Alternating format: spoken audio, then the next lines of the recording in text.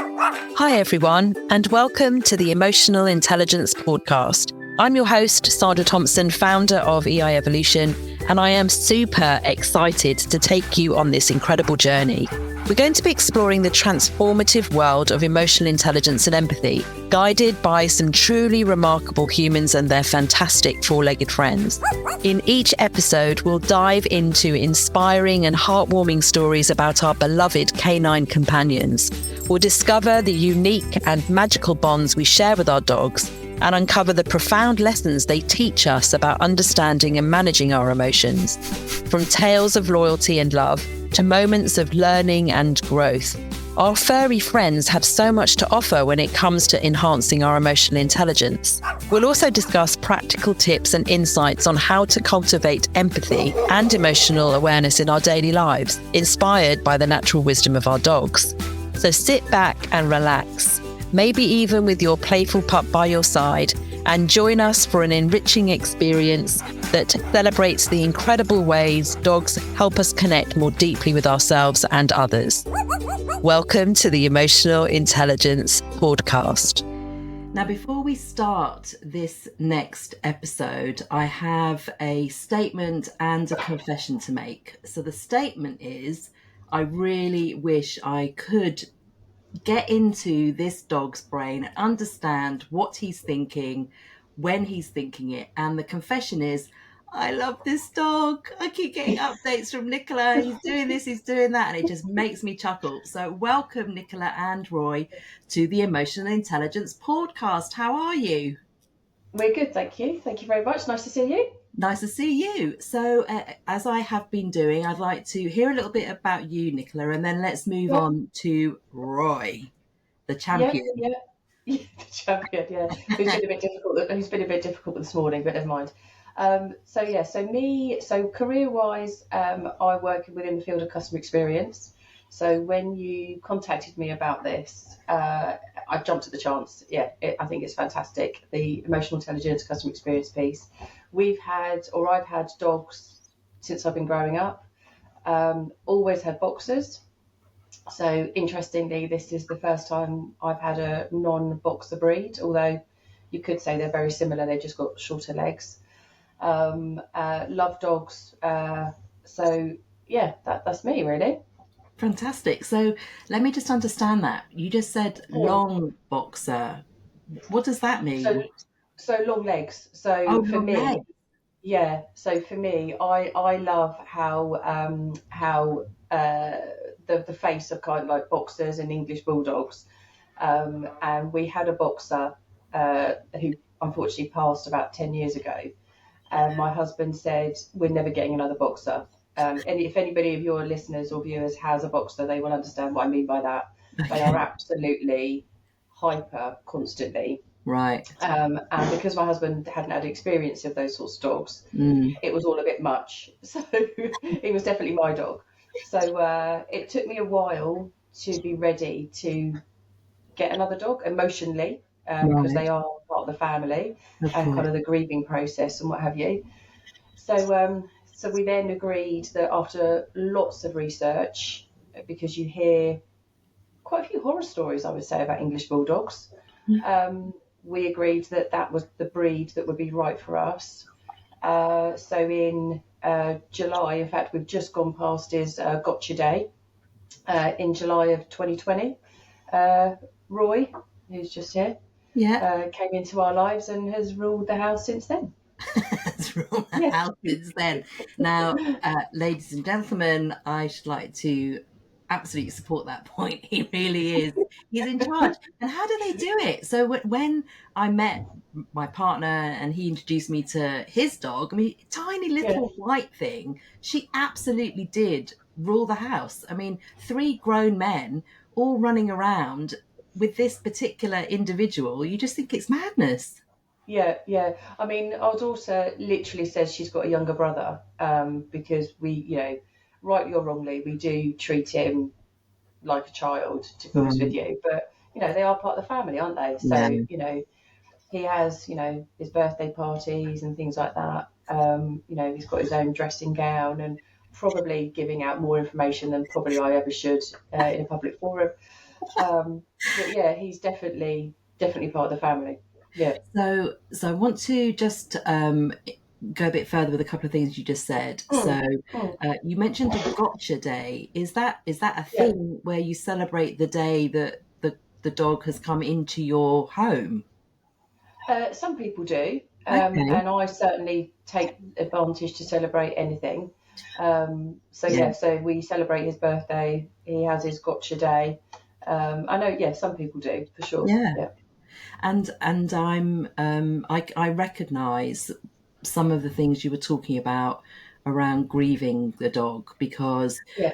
I remember my first experience of it when I was 15 years old. So when I was born, my parents, well, actually, let's cut to the chase. My dad brought Yeah. Rusty the dog back on the same day that he was picking up my mum with me from the hospital. So this dog, I mean, we could talk about my dad for a long time and his obsession with Yeah. dogs and his love for certain breeds. But he, Rusty the dog, so I grew up with Rusty the dog, and yeah, when he passed away, oh my gosh, it was the first Mm. experience I think I'd had of loss and grief, and Yeah. it really it's a massive thing. And so I recognize, I think, the period of time you need to give yourself to process that and to Yeah. kind of be ready for another pet, perhaps. I think there's being ready from an emotional perspective, and then there's being ready from a practical perspective. Okay. And I feel very strongly about you should only get any sort of animal when you can truly give them what they need. So, like many people, so we were talking about getting a dog for a while, but Hmm. work circumstances meant that it wouldn't have been fair actually to have a dog in the house because we were just so busy. Yeah. But then, like many people, kind of lockdown came, and I guess this is the one positive out of or one of the positives is that my husband and I both evaluated our work situations and decided there and then we would it'd be very unlikely that we would be in another job when we were in the office 5 days a week. Okay. So Mhm. actually, now was probably a good time for us to get a dog.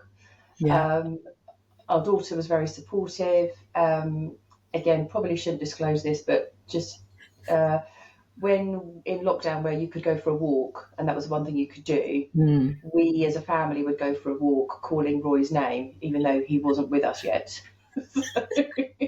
So that's how much we wanted a dog, and Okay. we were ready. We were ready for a dog, I would say as well. Yeah.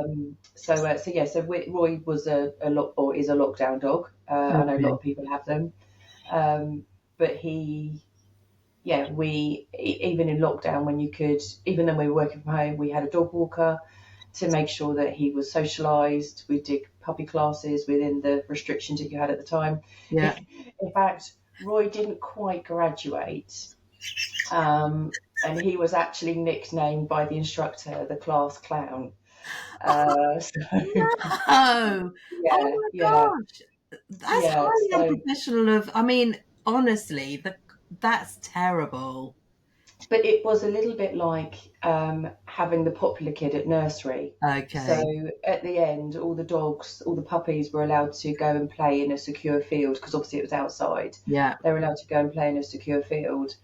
And it was as if Roy was kind of the class clown. Everybody wanted to play with him. So all the dogs would run off, and they'd all would want to play with Roy. So Um, yeah, he definitely likes to be the life and soul, that's for sure. so, Yeah, uh, just before we go into some more of his antics and yeah, empathy and emotional intelligence, especially, just talk us through the research that you did, because I can imagine, knowing you, that you were very thorough and you yeah, undertook quite extensive research. Where did you go and what did you do? What did you rely on? What did you trust as information? yeah. So started with the Kennel Club. Okay. I it was more around trusting the professionals actually. So I mentioned earlier on that English bulldogs they can have a lot of health problems. Okay. So I from the Kennel Club I think it was a 24-point checklist that I printed out when we went to look at the puppies for all the things that you should look out for. to make sure that they're as healthy as they possibly can be. And we spent a lot of time thinking about, before we decided on English Bulldogs, we spent a lot of time thinking about the dogs' personalities, what their needs are. Do we need a dog that needs a lot of exercise, having had our boxer experience? So all of those things. So it was about making sure that the dog was going to be fit and healthy as much as we could, but also it was the right dog for us, and then we could give the dog what it needed. So I remember going along to the breeder and pulling out my printed off checklist, and the breeder was very impressed with my research. But I think that's really important. I mean, I know if you rescue dogs, you can't always do that, but with a breed that is known to having problems, it wouldn't have felt right if we didn't do that research and that thorough research. Yeah, no, thank you for sharing that. And I think very often, so far I've spoken to a number of people who have got rescue dogs, and you're right, you can only assess as much as they are able to tell you, or if it does come from a home and they're able to debrief, then you know a little bit more. But I think there's something very responsible and very proactive about the approach that you're taking, because ultimately you want to be happy, you want the dog to be happy, because they are a member of your family, right? So let's move on then to Roy and some of the things that he does to demonstrate perhaps empathy and emotional intelligence, or not, as the case may be. Who knows? Let's hear it. So I guess there's a couple of situations that jump out at me, really. So the first one is something that Roy experiences on a regular basis when we're out and about. So because of the shape of an English Bulldog's face and the fact they don't have a tail, a lot of dogs can't understand them. They can't understand their language because they're not used to their expression. And English Bulldogs, some of them can sound like dragons when they're walking along with their breath. If they're out of breath or what have you. They're very loud, and because they don't have a tail, the dogs can't understand their tail. Really, on a very regular basis, Roy will have dogs. If we're just walking past, they will have dogs bark at him quite aggressively sometimes. Little dogs are the worst, if I'm honest. And he just ignores it. He just walks on past. He's never reacted once. I'd love to know what's going through his mind. Probably couldn't repeat it. But I do love the fact that he just walks on by. Just doesn't rise to it. It's as if to say, well, not everybody needs to like me. I don't really care, type thing. Quite right. He just ignores it. And the other one was a couple of years ago, actually. Again, it's a specific example. But when my husband broke his back and didn't know he'd broken his back in an accident, and we got back home, and my husband was lying on the sofa in a lot of pain. And Roy did something that he's never done before. He climbed behind him and laid next to his back. And I really believe that he was telling us something's not right here. Because he's never done that before and hasn't done it since, actually. They're fascinating, aren't they? So to your first point about the attitude and the kind of dismissive, I don't really give a monkey's what you lot think, isn't that incredible? And again, from our species, from our perspective, what could we learn from that? Because we are so affected, aren't we, by the aura, the energy of others. It's like he knows who he is and he just like, suck it up, sweetheart, because here I am. And he just kind of like walks along and gets on with it. Incredible.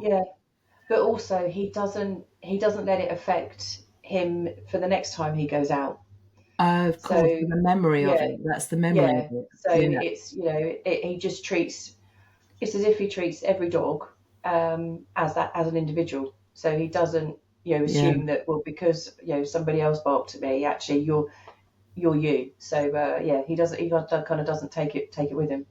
That's a really good point, actually, isn't it? Because we I've spoken already to a number of people who have what they would call highly reactive dogs, dogs that have the memory of being snarled at or even bitten sometimes. And that has meant that their memory of that causes them to be a little bit difficult on lead, to be in the presence of others, in social circumstances. And so, I think there's something quite probably reassuring from your point of view. You're able to still take him out, and also reassuring for him because he doesn't get stressed about it, because couldn't he quite easily get stressed about it? Yeah, and a trait of English bulldogs is they can be very stubborn. Right. So and they don't like change. Okay. So we kind of knew this when we were doing our research, and it absolutely is true. And it's so, if to give you an example, if say for example the Hoover is left in the wrong place, or there's something in the garden that is new that wasn't there before, you have to reassure him and physically walk him past whatever it is so he knows that it's okay. So yeah, they are, and I know many people that have got English bulldogs that are the same. They have these memories, and their routines are incredibly important to them. Wow. You might do something twice with Roy, and then he's like, right, okay, well, so we do that every time now, then, do we? So yeah, it's quite incredible, really, what they remember. Yeah. I didn't know that. And interestingly, I've spoken to a couple of people who have border collies, and they talk about how they really don't like change, and how, again, you have to kind of reassure them. So for those of you that are watching, just to say that Roy's just behind Nicola in his bed. He's being very patient. There might be some treats administered in a minute, but in a minute. But he's being exceptionally good. So thank you for bringing him in camera there, Nicola. That's really great. So just to the point about your husband's back and Roy just lying there, what do you think that is? I mean, could you hazard a guess as to how they know? How do dogs know this stuff? Yeah, I've no idea, to be honest with you. But also, sorry, something's going to happen in a minute because the cat's just come in. Right. So I don't know. It just struck out to us because that's the first time that, and obviously we didn't know that there was something seriously. Well, we knew there's something wrong, but we didn't know that his injury was as serious as it was. Yeah. I don't know, to be honest with you. There's just something that it's a little bit like they can I find that dogs can really read your emotions. So if you're having a particularly tough day, or they just seem to know just to be there. Yeah. And I think when we think about emotional intelligence, when we think about the first building blocks, understanding your own emotion, then giving you the ability to understand others, not to make the guess of what they might be, but when they give you certain sets of information. And because of how we're designed, we need to speak. We need to talk about what those things are. But dogs definitely seem to, I think that firstly, they're probably picking up on the hormones, the stress hormones, and serotonin, oxytocin, cortisol. But there's definitely something else, because their ability. Oh, here we are. So Roy's having a word with the cat right now. For those of you who are watching, Nicola's administering the treat in vast anticipation of a breaking ruck. Oh, there he is. There he is. So it's too short for you to see him. You just see the top of his head. That's lovely. So I think that the way that they've adapted to humans over the last 14,000 years make them very capable, like it's a superpower they have. And I guess the question here is, because they have adapted to us, they've wanted to hang out with us because it's beneficial for them, it's beneficial for us, they put some effort in. I wonder what we would be like as a species if we paid more attention to our emotions and asked great questions of others. We might also gain a superpower, not as good as dogs, but almost there, right? Yeah, absolutely. And it's the example you kind of that you built on earlier on around when Roy, has someone react to him. He doesn't carry it with him. Yeah. And I think, if we think about how much sometimes we carry with us, Yeah. rightly or wrongly, there's definitely something to learn there for sure. Yeah, and Yeah. that's a kind of casebook example of self-management, isn't it? Your Yeah. ability to keep your chimp, the amygdala from a hijack, just kind of keep calm and kind of carry on, as it were. So what I know of Roy is that when I remember coming to visit you, he was sitting in the window, kind of like checking out what was going up and Yeah. down the street. And I know you've sent me a photograph before now where he's sitting in the gateway, kind of like just kind of almost like neighbourhood watch, but just keeping Yeah. an eye on the village. And Yeah. he seems to be a bit of a local superstar, Nicola, if you don't mind me He, saying. yeah, he's definitely a very sociable dog. He loves nothing more than the attention, going to the pub. He has this habit of when he's on walks. Hold on a minute. He Yeah, likes nothing more than going to the pub. So yeah, and because I've said the P word, he's now licking my leg. Yeah. that is hilarious. Yeah, Okay, yeah, brilliant. Sorry, yeah, carry on. I yeah. just had to pause there and Um, acknowledge that. so he has a thing where if he's really happy, he rolls around on his back. So you could be in the middle of a walk. Well, you could be anywhere actually, middle of the street. He's only in the middle of the car park before. Always draws attention. It's very embarrassing. He's 30 kilos, so it's quite hard to move him if he doesn't want to move. Our dog walker yesterday sent me a picture when he was out on his walk with her, where it looks like he's now teaching the other dogs how to do it. So her message to me with the picture was, "Oh look, he's taking a class now." So Oh, yeah, wow. Fantastic. yeah, And and so being sociable, I imagine, then brings quite a lot of joy to other people who may either have dogs yeah, or don't have dogs. I'd yeah, certainly remember taking Smudge the dog for a walk. So where my parents lived, it was by the coast. I'd take Smudge a couple of times just on my yeah, own, and I could see people looking at the dog and thinking, that's not Smudge's mum. Where's Smudge's yeah, mum? And they were like, "Hi, Smudge." And I'd have to yeah, explain who I was because yeah, sociably, they associated my dad or my mum with the dog. yeah, And so you yeah, end up getting into conversations with people just to check, have you nicked this yeah. dog? What's the story? It's funny you say that actually, because where we live, we've lived here sort of about 18 months, and there is a bit of a running joke with us that my husband, nobody knows his name, or not many people know his name. They just know him as Roy's dad. So if he's out without Roy, a few people who he knows they know him don't wave at him. So he's like, well, unless I've got Roy, nobody knows who I am.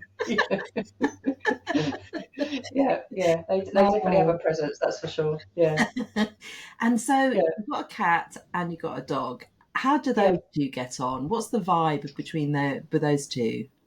Well, the cat doesn't really like anybody, to be honest with you. It doesn't like any of us. Okay. You very you see they tolerate each other, I would say. The cat's definitely the boss when it comes to the two of them.